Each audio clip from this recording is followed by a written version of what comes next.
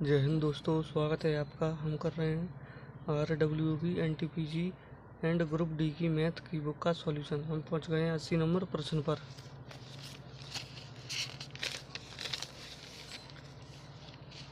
रीमा 75,000 रुपये में एक कार खरीदती है, ठीक है।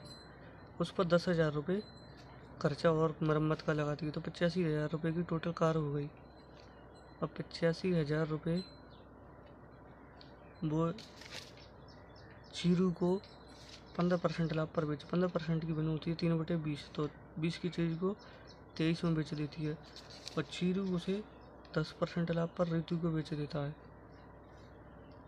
0 0 0 तो 0, 2 चौकाट 2 दूनी 4, 2 पहिया 10, 425 इंटू के 11, 11 पहिया 55, हासिल की 5, 11 दूनी 22, 5 27, हासिल की 2, 11 चौक 44, 46, 23 को गुणा करेंगे अपन इसमें।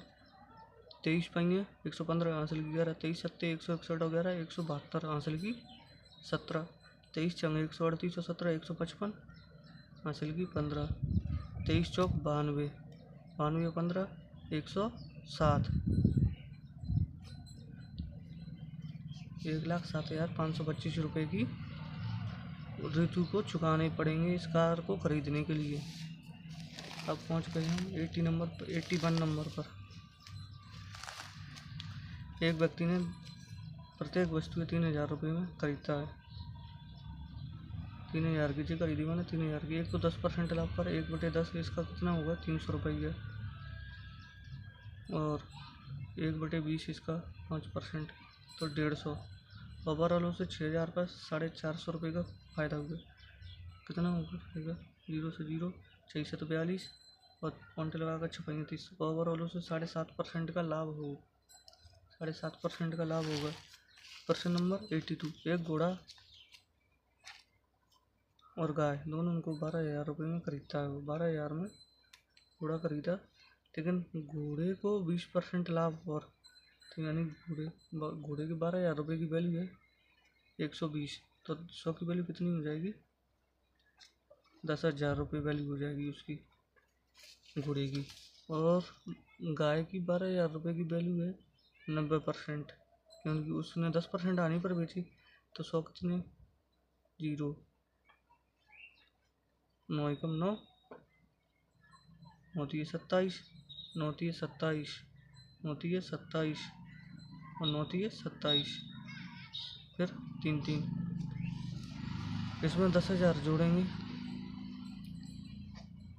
पॉइंट 3 3 3 3 3 3, 23,333 रुपये। और बेची किसने, उसमें बेची है उसने 24,000 रुपये में, 24,000 रुपये में, तो 23,333.33, तो जो हो जाएगा 0.67666, तो उसको लाभ हुआ टोटल।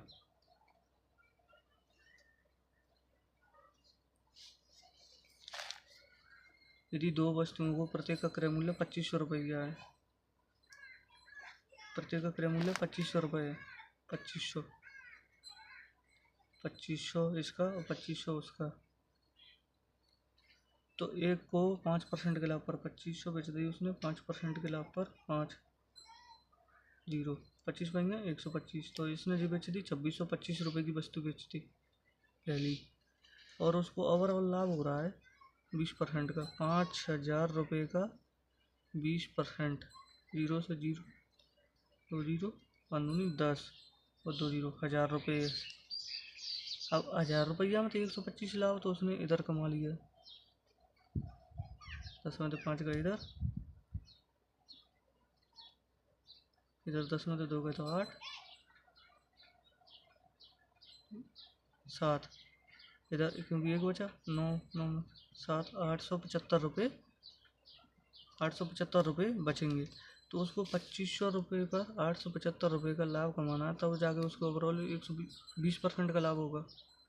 875 0 से 25 थी 75, 12 बचे 25 पहिए 125, यानी कि उसको 35% लाभ दूसरी वस्तु पर कमाना पड़ेगा। 84 रुपये। प्रश्न नंबर 84। एक डीलर एक मेज को 400 रुपये में बेचने पर 25% का लाभ होता है। उसने मेज बेच दी 400 रुपये की, उसको 25% का लाभ हुआ तो 125 में वैल्यू 100 की वैल्यू कितनी होगी? 25 पंगे 125, 25 चौक 100, 5 अट्ठे 40, 0 8 चौक 32, यानी कि 300 रुपये की वैल्यू उसका क्रय मूल्य हो जाएगा। 320 रुपये क्रय मूल्य होगा उसका। तो वह एक अन्य मेज को 10% की हानि पर बेचता है, तो कुल मिलाकर उसे ना तो लाभ हुआ ना ही हानि। अच्छा, इस पर उसको 80% का लाभ हुआ, तो दूसरी चीज़ उसको 80 रुपये में हानि में बेचनी पड़ेगी, तब जाके उसे ना लाभ होगा ना हानि।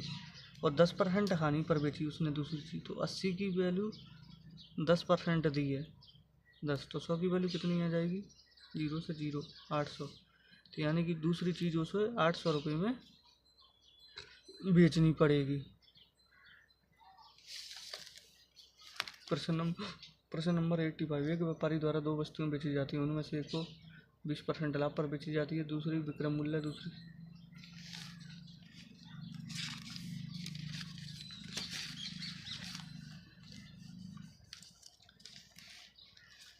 एक व्यापारी द्वारा दो वस्तुएं, एक वस्तु 20% लाभ पर, यानी कि 10 की चीज़ बेच दी उसने 12 में, 10 की चीज़ 12 में। अब 20% लाभ पर बेची जाती है, जिसका विक्रय मूल्य दूसरी वस्तु के क्रय मूल्य के बराबर है, यानी कि जो 12 इसका विक्रय मूल्य SP, इसका SP हुआ 12, इसका SP 12, ये दूसरी वस्तु के क्रय मूल्य के बराबर है, तो यह 12, और दूसरी वस्तु उसने बेची कितने? 20% की हानि पर, तो 12 का 20% कितना हुआ? 1/5, 12 का 20% 1/5, 5 दूनी 10, और पॉइंट लगा कर 2.4, तो 12 में तो 2.4 घटाएंगे अपन तो 9.6 आ जाएगा। तो दूसरी वस्तु बेची उसने 9.6 में, जिन दोनों की वैल्यू हो गई 22, और जिन दोनों की वैल्यू हो गई 21.6, तो 22 रुपया पर उसे 0.4 की हानि हुई। जब पॉइंट की 0 बढ़ेगी तो 0 कट जाएगी, और 22 से कम 22, इधर काट लो जिनको 11 और 20, 11 कम 11, 9 बचे जा नहीं रहा, तो 11 88, 1.8% की उसे हानि होगी, 1.8% की हानि।